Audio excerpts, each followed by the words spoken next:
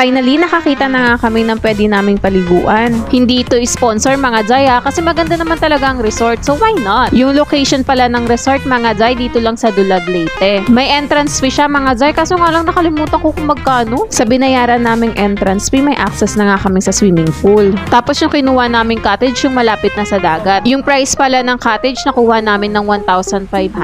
Good for 8 to 10 persons na yon. At ang pangalan pala ng resort mga Jai ay Shydance Beach Resort. Ito pala yung Facebook nila mga Jai. So kung balak nyo magbakasyon sa Leyte at naghahanap kayo ng pwedeng paliguan, ito yung marerecommend ako sa inyo.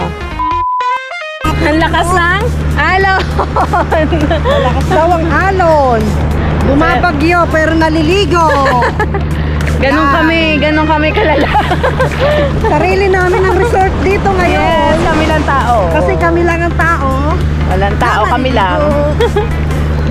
At talagang nag-enjoy kami mga Jai. Partida, may parating pang bagyo yan ha. Yes mga Jai, ganun kami kalala, makaligo lang. At umuwi na nga kami mga Jai. Huminto muna kami dito kasi nasiraan yung motor ng tito ko. Sino ba naman hindi mapapahinto? Tignan nyo naman ang view at ang mga ulap. Grabe, ang ganda mga Jai. Tapos sa gilid ng kalsada may matatanaw ka pang dagat. Hay, ang sarap talaga sa probinsya. Paano mga Jai, hanggang dito na lang muna ulit. See you in next video. Bye!